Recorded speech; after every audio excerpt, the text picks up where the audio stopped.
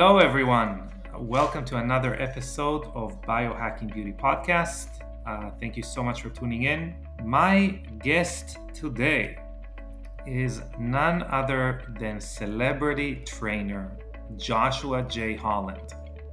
And let me tell you, this guy is a wealth of experiential knowledge and wisdom. He is in his own right, a dedicated biohacker. He's really state-of-the-art fitness trainer, a holistic health coach, and we're going to talk about what holistic means to him, and a sports professional. What we talked about a lot, and something that really, describes him as a champion philosophy. He champions the philosophy of awareness through experience, and has subsequently spent years consulting with elite professionals with the goals of to build a vast well in which to draw from when in evoking alignment of body, mind, and spirit to his clients. His approach to his ideology and his approach to life and his life's work are based on principles that highlight effectiveness, efficacy, and quantifiability, because we cannot change what we cannot measure. His passion stems from kindling a state of bodily wholeness through connecting his extensive web of like-minded individuals, which is really amazing. His vast experiential knowledge base has created a very sought-after following in the world of health, wellness, fitness, and lifestyle. As I said, he works with some of the world's most renowned musicians, actors, and what he specializes in is to fine-tune their physical and spiritual bodies, which is why I was very excited to have him on. He endeavors to give his utmost through his vast exploration into a plethora of healing modalities for the purpose of restoring people to prime physical and spiritual wellness and awareness. Very, very excited for you guys to listen to this conversation. You're going to learn, we tried to tap into his mind to understand the processes that he is going through and he's putting people through. We're going to talk a lot about awareness. We're going to do a deep dive on how to use awareness in order to change and to affect our lives.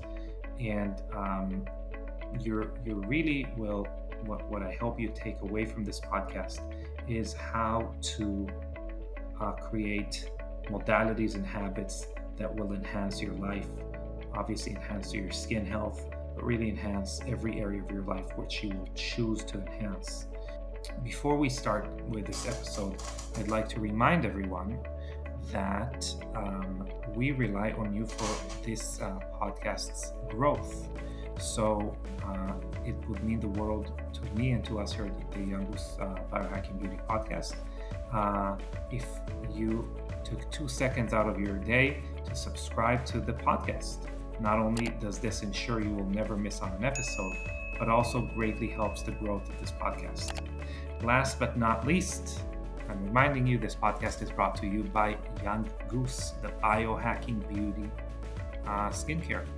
And what we do here at Young Goose, a company I co-founded, is we target to lower the functional age of the skin and then give the skin specific tasks that it can perform optimally, whether it is wrinkle reduction, tightening, reduction in pigmentation, increased hydration, reduction in acne, and overall health and glow with the leading edge of longevity science.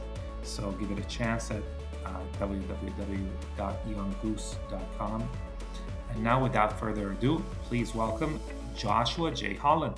Joshua, welcome to the Biohacking Beauty podcast. Thank you. Much appreciated. Thank you for having me. I'm excited to be here. And, I love being on the other side of an interview. In fact, as you most likely know, I have my own podcast. And so it does excite me to kind of be on the other side, so I don't have to worry about anything except answering some questions and furthering a conversation. So, thank you. Yeah, absolutely. Yeah. So as I told you off air, this podcast is it's called the Biohacking Beauty podcast, but really we're not talking a lot about how you should apply moisturizer on your face. Most of the discussions are like how do we optimize ourselves as human beings in order to have manifest itself in better skin, etc. But obviously, a skin is just it's just another organ, really. We need to take care of the organism in order for it to function correctly, and that is exactly why I love bringing on people such as yourself, because you really are, the full package as far as how do we cultivate that better human. So, maybe in short, maybe tell me a little bit about what you're doing right now from your own words, and what you are interested in. Okay, sure. And what you're looking for, is this in general or just specifically to sort of like skincare routines and things like that In general, in general? so obviously you're a very successful, let's call it guide. You train people. That's maybe the day to day, but you are what I love consuming the information that you put out there is that guide to inner and outer wellness. So I'd really like to Mm. hear how you describe it and how you present what you are doing. Sure. Yeah. So I like to look at things as a whole, right?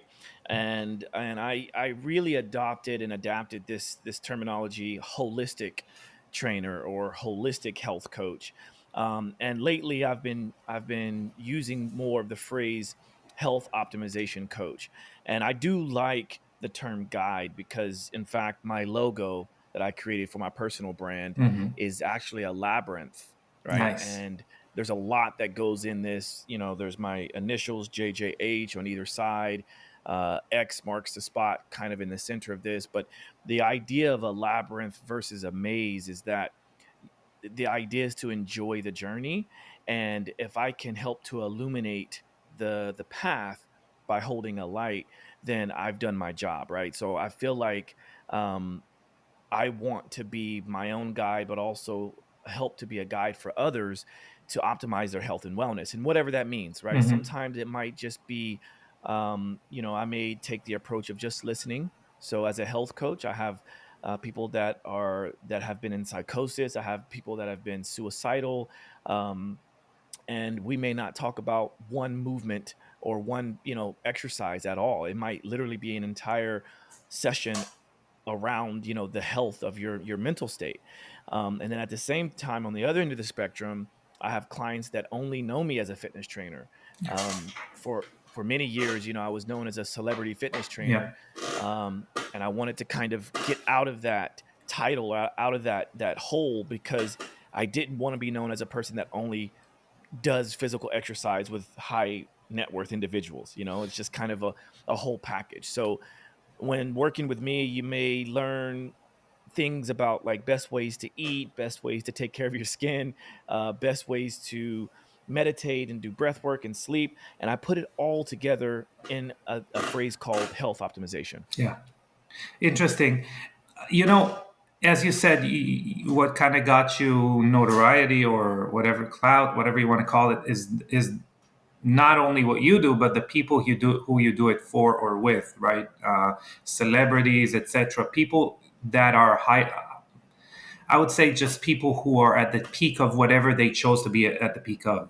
What I'm curious is what was the chicken and what was the egg, right? Was it that you were their coach and then you understood in order to really optimize that person, they needed more than a set of movements? Was that a requirement from them? How did you evolve from that Mm. movement aggregator and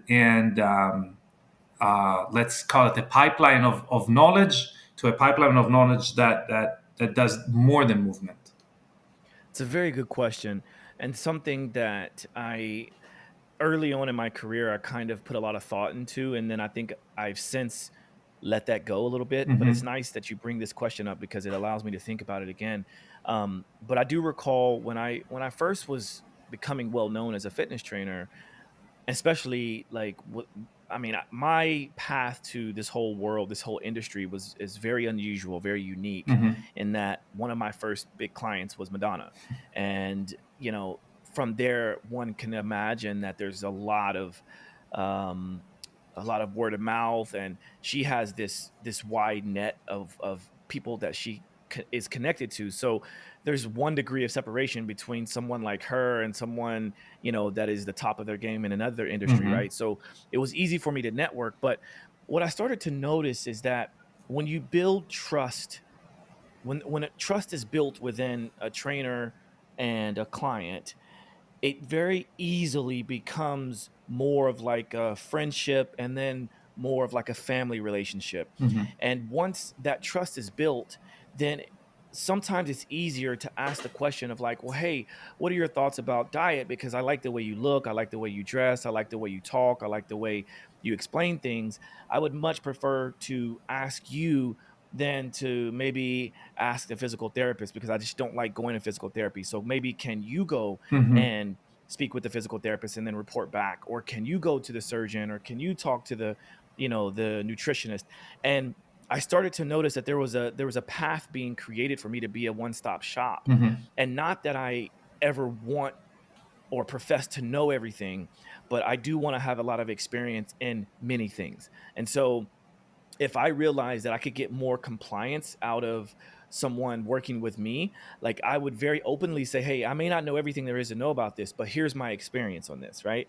And so that just made it easier to go, hey, I was at, I don't know, the physical therapist with a client of mine who just had knee surgery, and he was talking about X, Y, and Z. And maybe this is why you have a little bit of the knee pain that we were talking about in the last session. Yeah. And now you see them go, wow, like my trainer is thinking about me beyond just this last session we had, Yeah. and so it just kind of snowballed from there. Interesting. Yeah, it's a very good, it's a very interesting like window into the life of someone who is well known, right? Because everyone, we talked a little bit about jujitsu before we were on air, and obviously that's a microcosm of it. But you can see people who are very successful at the gym, then people who are newer or whatever. The demeanor completely changes when they address someone who is a little bit more well known or something like that. So you tend to, Mm. I assume, you tend to, and we can see, when we go to places that we are, you maybe like a focal point or someone that people would like to know, we can see how the people address us differently than my shopkeeper or whatever that is, right? So Right. I wonder if you are also becoming that person that is now, the gatekeeper to, growing reservoir of knowledge, right? Because they cannot have a lot of people that they feel address them and treat them like a normal human being, so they have to have allocated, you know um, allocated like points of authority for fewer and fewer people, as you become that, very well known person that people feel like they need to address a certain way, and that becomes a little bit weird. Yeah, I think, back to what I was saying earlier, and to address what you just mentioned, I think that gets built over time Hmm. when the trust is Yeah. built, right? And so, of course, just like with any other situation or any other person, the more times you do something, the better prepared you are, hopefully, Yeah. right? And so now, because of this point in my career, it's like it's nothing for me to interact with another, person that I might look up to, Yeah. or celebrity or whatever. And it's so much easier now because the barriers have been lowered a little bit, right? Hmm. There's still barriers, obviously. There's still points in which I have to cross, or work through, but it's just a little bit easier because I've done it time and time and time and time and time again. So now it's almost like, the difference between someone who really needs this next gig Hmm. versus someone who can choose to take the gig or not. Hmm. It's a very different scenario. Yeah. Very different scenario. Yeah. So when I say to someone, like a celebrity might come into town, into New York, and think, okay, I'm so and so, so I'm going to reach out to Josh. I need a trainer. He's going to drop everything to train me, and I'm going to say, oh well, no, this whole next month is unavailable because I'm away or whatever. And they're shocked sometimes, right? And that's not me putting on an act. That's just truthfully me. And just like any person, they want what they can't have sometimes. Mhm. So it's like, well, wait, why is he not available? Is there someone else that's more important than me? So it's interesting. Yeah, I mean, there's a double, not even like a double entendre there, right? Like the it's more about whatever your priorities and you know premeditated schedule is. That's what it is. So if someone does get attention, it means they really get it, or they really deserve it, or whatever that is. You're really there for them. So even more than, I think, the simple human, you know, want of whatever they cannot get. It's like it's an understanding that when I do get a time with you, you're really there, committed for me. So to me, so it's very interesting. So Well said. yeah, within that framework of you now taking a new client and new client, or someone that you haven't worked with in a while, or someone that you're trying to approach their health and wellness as a whole, do you have maybe some tenets you go through? What is your philosophy in building someone's wellness world, wellness understanding? Really good question. And I think this is a perfect opportunity to plug my book. Exactly. Yeah. uh, so I have a book called The Awareness Shift, Uh-huh. right? And as you see this book currently, this is the first edition or the first version. And any week now, any day now, the newer edition that is now self-published. Hmm. It has a slightly different cover and a few more things added to it. But that's essentially the framework Hmm. of everything I do. And so um, I wanted to come up with a resource in the form of a book that was easily digestible, pun intended, and broken down into 5 pillars of what I think is sort of like the staples or the tenets within how I build everything, right? Hmm. And those 5 pillars are quickly. Um, each of them start with this adjective quality Hmm. because I want people to understand that all these things are on a spectrum, right? And so first pillar, most important to me in my book, is quality awareness. Hmm. Second pillar is quality rest and recovery. Hmm. Third pillar is quality consumption. Fourth pillar is quality activeness. And the fifth pillar, final pillar, is quality exercise. Hmm. And when I break all those down, a lot of times people who know me as being a celebrity trainer, a fitness trainer, they think, well, why is quality exercise last? And that's because in the way I think about things, the exercise component should be the icing on the cake, Yeah. the proverbial cake, right? It should be the thing that we do that, like, when you have the time or when you have the energy or when you have a moment or whatever you want to push the limits to something, then you do quality exercise. Yeah. But if you're doing everything else upstream properly, quality exercise just literally becomes fun, right? Hmm. And it's not a thing we have to do. Again, it goes back to having to take the gig versus choosing to take the gig. If you're doing steps 1 through 4 properly, then you can choose when you want to work out. Hmm. And I find so many people coming to me saying, yeah, but I work out 5 days a week, 6 days a week, and I still can't lose the weight. And sometimes I'm like, well, have you thought about, are you even aware of the fact that you might need to recover, take some days off from Yeah. rest? So that's kind of the framework on how I look at a situation, whether I take that first phone call or I get that first text message or email to say, Josh, do you have any availability in your schedule to work with me? I'm kind of it starts the moment that they reach out. Yeah. So how quickly do they respond? um you know like there's a number of things, and it's really hard to explain, and I have to almost sit with someone to kind of coach them through my process. But it's like from the moment that you first reach out till the moment I see you in person or I physically am working with you, there's a lot of things that are happening, and it's because I've done it so often, Yeah. right? And And I can also tell if someone is really stressed out just by the way that they message me or call me. I can tell. Hmm. Yeah, especially because, as you mentioned before, that person that needs the gig and people, and the person that doesn't, there is this subconscious, energy that you emit, whatever that is, that notifies the other person what kind of state you're on, right? Connect so much with what you were saying about awareness, all the pillars, because you could really, for us, you can really change the fifth pillar to skincare. You really need the first four pillars, and even maybe actually, because the exercise should also be there, maybe that's a sixth pillar, because Right. because we talk so much about awareness and about, let's call it, about meditation, whatever that is, internal well-being in this podcast, because, to make a long story short, there is a reason, you know placebo works 30% of the time. Our mind is the number one culprit for our wellness. And if our mind is not tuned into whatever we're trying to achieve, nothing else is going to work. You mentioned stress, obviously, but it's way more than that, because even stress. So, for example, I was giving a lecture here at a hotel in Miami called Faina, and they do Hmm. wellness events once in a while. And I came to talk about they do a lot of like meditation oriented um, wellness events. And I came to talk about the relationship between stress and the skin.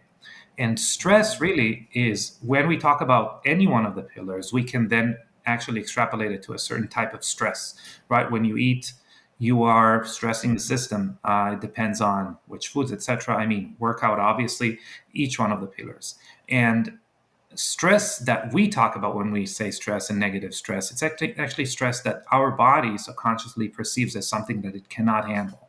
That's when stress becomes destructive. Stress that we perceive that we can handle is actually normally leading to positive results. Like, most of the results we get in our life is stress that we've managed to deal with properly. Someone that doesn't have any stress in their lives, period, good or bad, is a couch potato that looks like a potato, that it goes beyond looking like a potato, right? So Right. I super resonate with what you were saying. How would you like describe the first pillar if someone didn't get the idea of awareness? How would you try to explain it to them? I wanted to take a quick break from today's episode to chat with you about our Young Goose skincare products and our special offer for podcast listeners only. Our products provide you with skin regenerative therapy that corrects the cellular damage that has accumulated over time and aims to lower the functional age of the skin. If you're a first time Young Goose customer, we are offering the listeners of this podcast 20% off their first order by using the promo code podcast20 during checkout. If you are a longtime user and have already tried our products, we highly appreciate you coming back to this podcast and listening to us, and also coming back and using our products. And we would like to offer you 10% off with the promo code podcast10. So the awareness is again, like the name of the book is called The Awareness Shift. So if it wasn't very very important, then it would probably have a different title. Mhm. And it makes sense once you kind of get to know me and how I think. It makes sense that awareness is number one. It's the thing that at some point throughout a person's life, they are either open to finding it Yeah. or it finds them, right? By a multitude of ways. So for instance, some people hit rock bottom and have to hit rock bottom to become aware. Yeah. Other people can search out for it by means of meditation, but it's simply this introspection, which is sort of searching within to find where you are Mhm. and what meaning, what kind of meaning we have in life. And it doesn't mean that you have to go very esoteric and understand spirituality and all these things. It could simply mean, hey, why why do I always get hungry at this point of the day, Mhm. right?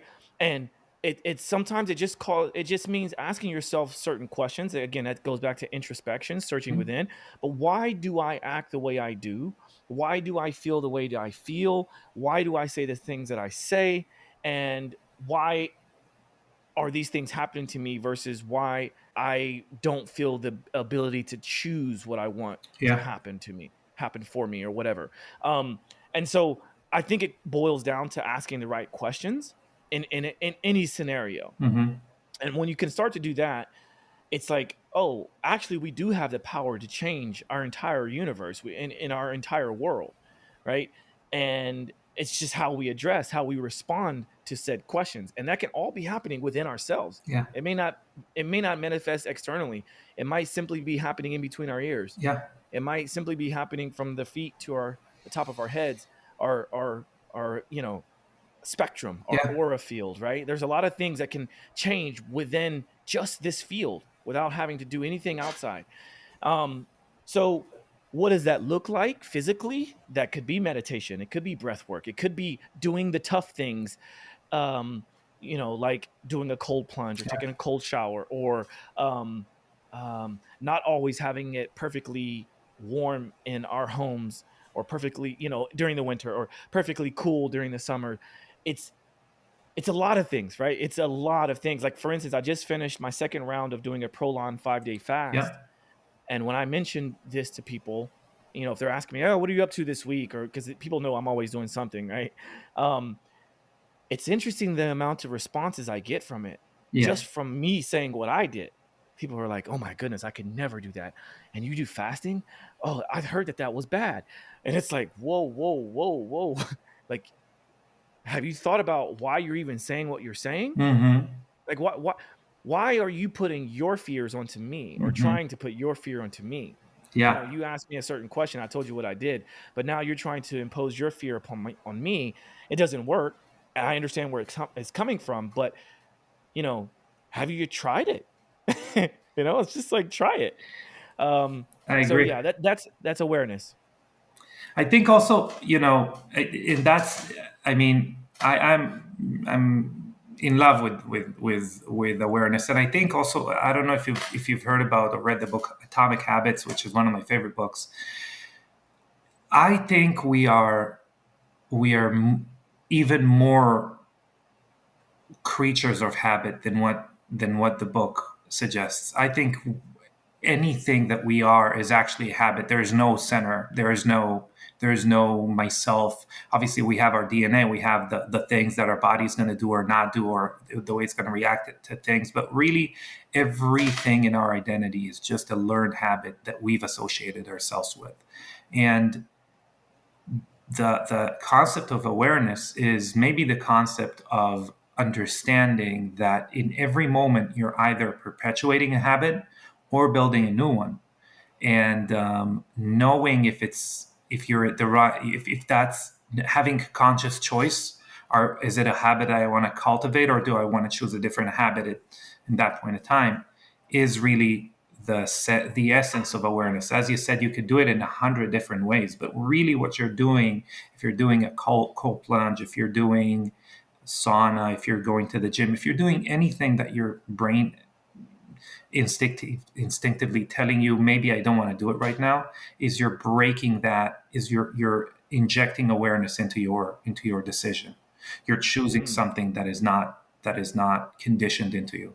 So I mean, that's genius, the fact that this is the way that your book is called and everything like that. Do you look Yeah, at it like that? I I find that to be very interesting how you pointed that out, because one can look at that as nurture versus nature, or Hmm. nature versus nurture, or the chicken and the egg, Yeah. and I look at it as the awareness of such concepts. Yeah. Right? It's almost like a level above all of that, because it's having the awareness of it, Hmm. right? Yeah. Because there's nurture, there's nature, but then there's a blend of the two as well, right? And there's this spectrum. And I think things are always shifting, right? So there's habit, and then there's the opposite of habit, Yeah. right? There's habit and there's chaos, or Hmm. or whatever, right? And so, but being able to have this sort of overarching omniscient view of it all is what I consider to be awareness. Yeah. It's like understanding how you might react when someone challenges your belief, and being able to kind of, without having to say a word, to be able to understand what's happening in a room before you entered. And then how do you keep that energy the same, or how do you enhance it? Yeah. And it's not enhancing it as in changing it necessarily, but how do you blend in with it? But it's just having this awareness before even stepping in. No one has to tell you anything. For instance, you walk into a home and you smell something, and you also notice that there's shoes lined up against the side, right? Hopefully no one has to tell you that, like, oh, maybe they just made dinner, Mm-hmm. and you know maybe I should mention that I'm on a diet. Maybe I'm fasting. I didn't say anything, right? Like, there's a number of things that can happen before a word is even said. Yeah. Like, oh, did I forget to bring a gift, because they did say that it's dinner, and I didn't bring anything. And why would I dare walk into their home? It's been raining and snowing outside, and there's a bunch of shoes on the side, and the coats are hanging here. Why would I walk in and leave my shoes on and keep my coat on, right? Mm-hmm. It's like, it's a number of things that can happen, and that's called awareness, Mm-hmm. right? Yeah. and maybe that's breaking the habit, right? Because if you always walk into someone's house and take your shoes off, when they tell you to keep your shoes on, that's a choice to go, well, you know what, I actually feel more comfortable. Even Mm-hmm. though I know you want me to keep my shoes on, I feel more comfortable. I've been in this situation, Yeah. and so, yeah, anyway, we could go on a rabbit hole on that, but yeah. Yeah, That's awareness. definitely. That is a rabbit hole. I think that's one of the journeys of life. So you've introduced to your client the idea of awareness, or you've I don't know even if to call it to introduce, but you've woven into the front of their mind. How do you Into their psyche, into their yeah. psyche? How do you continue from then on? Like, how do you link it to the other pillars to your system? One of my favorite products, and indeed the product that started it all, the first product we ever released, is Care, which is an NAD boosting moisturizer. And if you haven't heard about NAD, this is the most important molecule in our body, and is also called the fountain of health, of youth. So what Care does, it raises NAD levels in the skin. Not only that, it also uses enhanced resveratrol and 9 other supporting ingredients, providing the ultimate fuel for your skin's regenerative processes to dramatically improve deeper lines, brightness, texture, and pores, aside from being a longevity supplement for your skin, making sure that your skin is healthy, vibrant, and looks amazing for many, many years to come. So give Care a chance. Okay, great point, and I'm glad you brought that up, because it allows me to kind of reflect, or at least to kind of reframe my response to Mhm. everything, because everything that we've mentioned so far is not a vocal conscious Yeah. thing that's happening to them from their perspective. It is from my perspective, right? It's subconscious, but I know it's consciously happening all the time, because that's just how I operate, right? Mhm. But it's very, the person that's sitting across from me, unless they're listening to this podcast right now, would never know these things are happening. Mhm. So it might be a certain question that may cause a response that you're not likely to have been asked before, or it may, be a type of question that forces you to respond in a certain way. Or I might challenge you to say, hey, I know that you were referred to me by so and so, by your friend. Mhm. um what is it about what they said caused you to actually reach out to me? Mhm. It's a very different response, right? Yeah.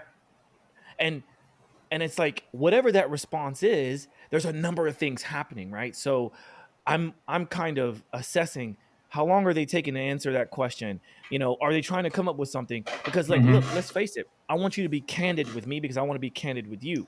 If you're simply in front of me now because we booked a session, because you think that you like my brand on social media, fine, say it. Say that. That's Yeah. fine, because that's going to help us get to where we need to get, because ultimately I want you to be optimized, right? And I want you to be aware of how you're acting, therefore you can be aware of why I'm treating this situation the way I'm treating it. Mm-hmm. Right? If you're treating me like this celebrity that's on social media that you want to connect with, then I'm going to give you that. Yeah. I'm going to whip out my phone. We're going to make reels out of everything that we do, and then it is what it is, right? Uh-huh. Yeah. But if you're there because you really need the work and you really want the work, I'm going to find that out. You know, I'm also the first person to tell you that I might not be the right person for you, Mm-hmm. period. And Yeah. I'm fortunate enough, and I don't take this lightly, but I'm fortunate enough to be in a situation in my career to be able to pick and choose some of the clients that I work with. So, Mm-hmm. um, so that I think needs to be addressed, right? Because it's like it's just a conversation in the beginning. Mm-hmm. Now, I do have some clients who are like, Josh, I've heard you on this podcast, and I know you do all this and that, but I don't have time for it. I just want to train. I want to exercise. Mm-hmm. Cool. You know what? As soon as you get in, change your clothes. I'm going to look at how you walked when you came in. Are you slumped over? Is your head down? Are you always on your phone? Do you have to have your phone on you? Do you want to there's a number of things happening. Yeah. If you've got shoes on, chances are I'm going to have you take off your shoes, see how you react to that. When you take off your shoes, do you also take off your socks? Because that's also another piece to it. And then there's a lot of questions that get asked, right? Like, I want to see how comfortable you are when you come from outside, you take off your shoes. Some people don't want to take off their shoes because their feet stink, probably, right? Which is another issue, right? Yeah. Or some people take off their shoes, but they don't take off their socks because they don't want their feet to be seen. Mm-hmm. And there's a lot of trauma behind that. Yeah. A lot of trauma behind that, right? But if I can say to you, okay, yeah, please go ahead and take off your socks as well if you don't mind, right? Yeah. Because I don't want you to slip, or I believe that if the reason for me to take off your shoes is because I need your foot to splay every time you take a step, then what do you think socks do? Mm-hmm. Right? Socks create this webbing that still forces, it may allow you to go a little bit more open than, say, a rigid shoe, but it still creates this restriction throughout the toes and the entire foot. And the foot is our foundation. It's what we stand on Yeah. physically, like, so literally and figuratively, right? And so why don't we start there by addressing everything from the ground up, right? Yeah. And again, it goes back to a double entendre there, right? So grounding this sort of these electrons to help neutralize this positive flow, these positive ions that Mm-hmm. have a very negative effect, right? There's a lot that can be, again, There rabbit is. holes I can go down. There is, and to be honest with you, until now, and it's incredible that we're talking to someone who gets physical results in the physical world, and all we've been talking about now, even if we talk about feet splaying and getting cues from the ground, it is all about the way you communicate with your client's brain, because the Mm. feet are the foremost information gatherer from our physical world, right? They are the first ones who shoot information about anything that's happening beneath our feet. Yeah, there's more proprioceptive nerves in the bottom of the foot than any other part of the body. Yeah. And I mean, and that says a lot, because at the end of the day, proprioception, I talk about it in my book, but it simply lets you know where you are in space. Hmm. And that's quite important in terms of awareness, right? If Yeah. awareness is a big deal, I think kind of knowing where you are or knowing where you are not is very important. Period. A That's all I hundred got to say percent. about Yeah. that. Okay, so we've gotten this guy there, or girl, or they them, and we got them to take the shoes off. What then? What's the next Great. step in your system? Okay, so the rest of it probably will look and feel more close to what a conventional session might look like, at least in terms of finally getting the person to move. Yeah. Okay, so up until this point, it's all kind of, just assessing everything from the way the person speaks to, if they got sleep or not or whatever. So one of the first things that I do is called MAP, which is an acronym that stands for Movement Analysis Pattern. Hmm. And so I created this 10-step protocol that allows me to see what's happening with the person physically, and it gives me a chance to see how they move, right? And to also allow them to see what's happening physically, and how they might perceive that they move, right? Yeah. So um there's this what we call a conscious unconscious feedback loop, right? And so there's the very very real difference between what you think you're doing, right? Like, so unconsciously you think you're doing something and maybe it's incorrect, to consciously understanding that it is incorrect, Hmm. to then consciously understanding that you're doing it correctly eventually, to then subconsciously or unconsciously doing it correct every Yeah. time, right? And so I want to take a person through that, and one of the best ways to do that is by photos or video or mirror, Hmm. right? And it doesn't have to be a physical mirror, it doesn't have to be a camera or phone or anything like that. It can simply be me doing it with you. And so sometimes, I do, let's say we're going to do MAP 5 rounds. The first 2 rounds, I usually do it with the person because, one, I want them to understand the moves the first round. Second round, I will show them what they're doing if they're doing something incorrectly. Hmm. For instance, movement number one, and you can find this online on my YouTube, or even I think on my Instagram. But step one is a deep squat Yeah. with your elbows anchored inside your knees. You're in the bottom of a deep squat, getting as deep as you can. What I'm looking for is to see if you can keep your feet somewhat straight forward. If your heels and your feet are flat to the ground, do your ankles and knees collapse inward, or are you able to anchor your elbows inside with your Hmm. hands pressing your knees apart? um, are you able to maintain a stable midline Hmm. throughout your back? There's a number of things happening here, right? Also, is this a relaxing position, or is this very very challenging for you? Are you grunting? Are you sweating? Are you shivering? um, so but like, let's say maybe their heels are raised. Hmm. I mean, what I might say is, okay, can you flatten your foot? And that might be the first thing that goes off in their brain. They go, oh, I didn't realize my foot was lifted. My heel was elevated. Hmm. So that's the conscious like situation of doing it wrong, right? So it's conscious feedback of you doing it improperly. Yeah. First it was unconscious, now it's conscious. You make the correction, it's consciously, you have conscious feedback. All right, okay, great. Let's move on to the next step. And then we do the second round, third round, fourth round, and you do it right every time. That's a very real moment to address a lot of things. Yeah. Also, what that served as was a warm up. Hmm. It also is a check in, something that could be done every single day. Because one of the things I did not like when I came up through the ranks getting various certifications, there was all these assessment protocols out there that allowed a person to check off, and then you do it once a year, once a month, and it was like, I did the assessment, I passed, now I'm good to go. Yeah. For me, I want to do this assessment every day, right? Or every time that I'm going to go move, right? Because why not? Yeah. Because the Josh of today is very different than the Josh a week from now, or the Josh a week ago, Hmm. right? Because maybe I went to play basketball for 3 hours and I'm sore as hell today, right? Or, whatever. I may have rolled an ankle or something. So I want to have real time feedback on how to best give you what you need today, the person that's in front of me, Hmm. not the person that was here a week ago or a year ago. Absolutely. Yeah, still talking, it's incredible, still talking about real world results, but really talking about that building of a strong foundation, habitual foundation, awareness foundation, in greasing that groove of professionalism.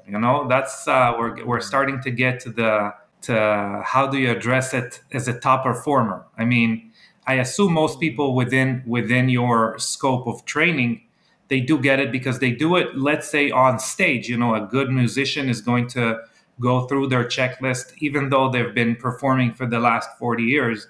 It's still the same checklist that got them to where they were, year one, year five, whatever. So I assume it is quite simple to explain to them the importance of the MAP protocol within the results that they're trying to achieve.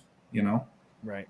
Yeah. And what's also interesting too is everything is Well, most everything in my system is by design, Hmm. right? So, I called out that I do the first 2 rounds with a person Yeah. because one, I want them to learn the first round, I want them to learn the moves.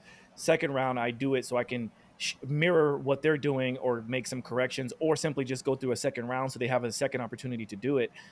But then the third round is when I don't do it with them Yeah. because I want to see how they react.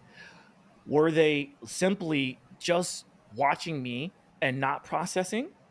Or were they actually processing and now they pick it up on their own? Yeah. But I also know that it's very different on what's happening in the brain when you are teaching something versus being led, right? Like Yeah. when you're following something versus leading something. It's very different and how that acts, right?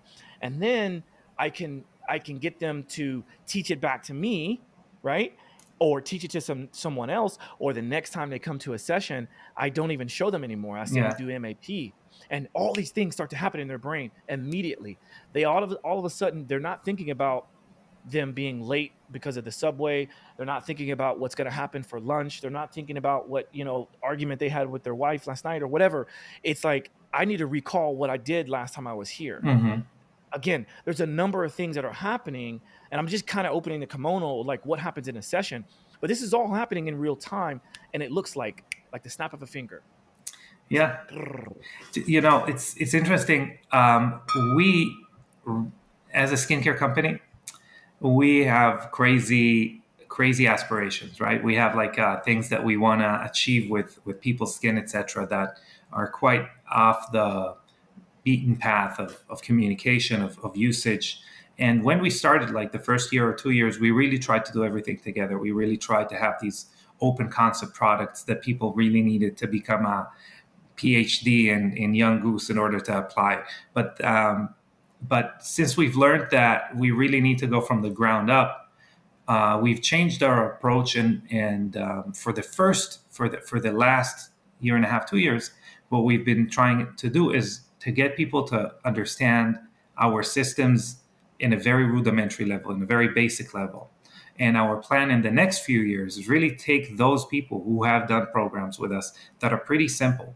Products are still called serum, cream, whatever, mask, whatever that may be, but then really try to understand themselves, try to understand their skin in this day, in this time of month, in this type of hormonal expression for that matter, and then try to really have their innate understanding of how their skin reacts with the product and apply it to that day. So what you're doing, obviously, are way ahead of us in the education of your trainee, but that is obviously the goal that anyone who is trying to get results is aiming for, right? That the brain firing in an automatic sequence that is habitual, that tries to get the person to do the right thing every time without thinking it. right, Oh, right. yeah. So map is constant. So what changes? Is it according to the results of the person? Do you start working on strength first and then doing the rest? What is the foundation as far as movement goes? Well said. Yeah. So again, the movement analysis pattern is simply to serve as an analyzation of the moment, but also as a warm up. Hmm. And then from there, I go into more bigger movements. I have this thing called joint rolls, Hmm. and I love to use the play of words throughout most everything I do. And because I'm a plant medicine advocate, I always make the joke, especially if it's the first time, of not this kind of joint roll, but we're actually rolling through the joints, right? And so I say things like this just so people, because we're motivated by stories, right? And Hmm. sometimes if it's funny, whether it's immature or not, it helps people to kind of remember, For right? sure. And so I like to use as much as I can to get that going. But I start after MAP, we usually go into joint rolls. Hmm. And every single client that's ever worked with me most likely knows it. And it starts by standing on one leg and rolling the ankle of the foot, or rolling through the toes first, right? Yeah. So we're working from the ground up again, and we roll through the toes, the ankle, Then we do knee rolls, then we Mhm. do hip rolls, then we do wrists, elbows, shoulders, spine, neck, right? And then from there, we go into bigger, even bigger movements, things like jumping jacks, running in place, leg swings, and arm swings. And then I usually have a number of tools that I will introduce into a session that will then help to further that, right? But I always start from like this analysis, then joint rolls, and then more dynamic movement, and then blah, then becomes the session. Mhm. And it depends on if it's a first time client versus a someone I work with constantly. That will dictate where we go. But I also like to make sure that every person has good um a good amount of ability from like the primitive movement patterns. Yeah. So almost everyone that I work with knows how to crawl. Mhm. They know the names of different movements. They know how to do a kick through. They know how to to do a proper squat, a lunge. All the primitive ancestral movements, right? Yeah. Um, and then if I see that it's necessary, we might look into running. Yeah. Like I'm a barefoot running coach. We might look into utilizing electrical muscle stimulation, which is a Mhm. big part of what I do. We might look into supplements. I love using rope flow. I don't know if you've seen my videos Yeah. with me using the rope flow, but again, like all of these things are just to sort of introduce something to the session, but it's not the be all end all. Yeah. It's not that, like I don't need someone in front of me to cure them of whatever they think I can cure them of. I'm here to just, as you said at the very beginning, to be a guide. Yeah. I'm guiding you along, and I might be holding this lamp, or you might be holding the lamp, and we're here on the journey together. Yeah. So Definitely. yeah. Quick question about the joint rolls. Is this something? And I'm a firm believer in. Some people would call it like controlled articular rotation, joint rolls, exploring the end points of your joint mobility.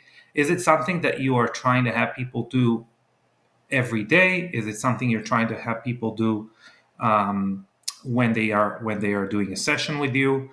Um, because taking it back to us and the skin or the body as a whole and understanding the skin through it, the body basically reinvents itself every day, right? We are Mhm.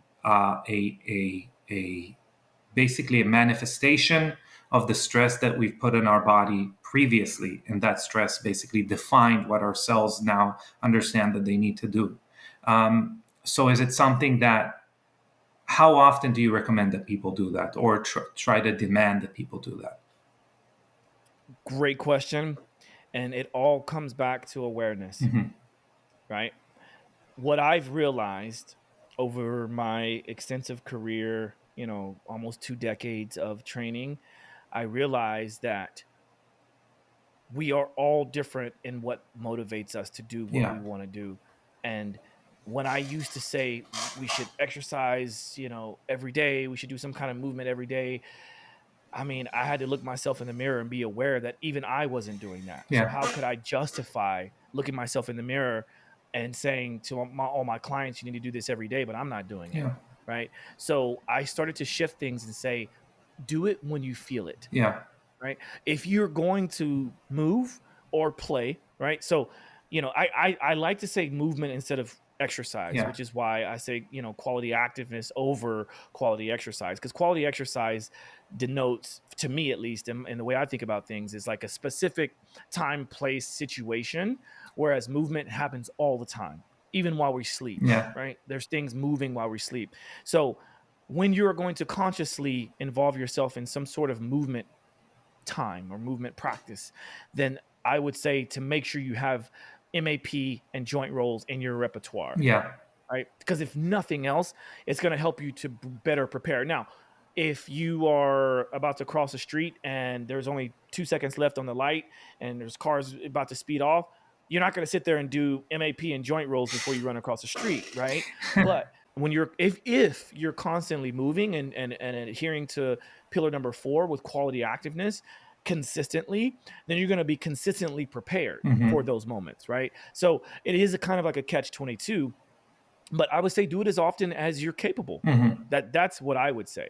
And it the reason why I'm not a as big of a fan of cars is because cars is almost done in a way that is very specific, Yeah. and I got less compliance when I used to do that. Right? It was cool for the moment because of something different, something new, but the one thing that I could have anybody do, if I said, "Hey, let's do a series of joint rolls and then let's get into our work," Mm-hmm. my clients will do it, and I can go and set up the stations. Yeah. And they, but cars, they're like, well, is it hip cars in which position, and do I need to I grab this? And agree. okay, well, you know what I mean? Yeah. So Not only that, I agree that, I mean, like, again, since you again are vindicating the approach of the mental approach that you take everything that you look, the glasses that you look through everything, because we're really talking about end results and compliance. Like, cars are definitely a very important, I don't know, discovery. The fact that we need our joints to move in order for them to function properly throughout the eons or whatever. But the problem is, as you said, is that it is such a really rigid mentally kind of movement pattern that it is not fun to do. It is boring. It's not. It takes a lot of time. You don't remember if you did this or not, or so finding the middle ground of still getting that joint mobilization, plus having it in a very let's say fun or playful or friendly way, is definitely the happy medium that would work, again, as you said, within a system. right, and to add to that, remember I talked about the joint roll, Mm-hmm. right? Yeah. So I mean, that's a little bit easier to remember, to Mm-hmm. have fun with, because it has this double entendre. And like, maybe you are a person that's rolling a joint every day. So Yeah. maybe every time you roll a joint, you might be thinking about rolling your joints, right? Versus what does cars even stand for again? And cars, and like, wait, what are you talking about? Right? You get what I'm saying? So I it's like, do. I, this was all within myself. So, if I want the best compliance, because to your point, it's like, whatever protocol I might suggest to someone is only as good as what one is willing to carry out. 100%. Yeah. So, Yeah, I mean, that's so true. And in general, that is, I think, what is unique in your approach, the approach of understanding the end user and what they would do and how they would do it and how you can get the best end results, and not be a Puritan. Because cars is an example of being a Puritan, right? Like, taking this one source of demand or information or whatever, and hyper focusing on it to the exclusion of incorporating it in your life. And yeah, and that is the dichotomy that we deal with every day. Every day we can say, we can look at a specific longevity pathway and create a product that is, I don't know, mousse based, that you only need to put in 45 degrees into your skin under direct sunlight in 11:45 every day. And but the problem is that the compliance is going to be close to zero. And I mean, that we have passed over protocols that do that. I mean, we have a hyperbaric mask. It mimics being a hyperbaric tank, for your skin. And the best time to use it is between 11 to midnight. But we but what is the best time? Does it improve it by 5%, by 10%, by 1%? Should we even be that Puritan? Should we even talk about 5 percentages, right? Or should we do something that would obviously have people have a simple system that they can follow? So, I mean, the best time is the time you're going to do it. exactly. So listen, Joshua, we've covered a little bit from what you do, which is incredible, and I definitely want to have you on again, because I think we can talk about more specific things. But I want to ask you a few questions, because the most important thing is that people. We say in Hebrew that people drink from the actual well, not from where the water was brought to. So, where is the best? Obviously, the book is probably the best way to get the information in a more concise way. Where can people get the book? Where can people get information from you? How can they work with you? We're going to have everything in the show notes, but maybe someone's driving, so it's important that Mm. people have it audibly as well. Absolutely. Thank you for the opportunity. I appreciate it. Um, so one of the easiest ways to find the book, and by the time this comes out, the updated revised version that is going to be self-published Mhm. with my newly formed company with my co-author Tessa Cash, that company is going to be called Get Shifted Publishing. So the new book should be available soon, as in a week from today or so. You can go to books.joshuajholland.com. You should also be able to do a very quick search on Amazon to find that. And then of course, like you said, the show notes and then all the socials, everything. I am fortunate enough to have everything at Joshua J Holland. So that's my first name, my middle initial, and my last name all together.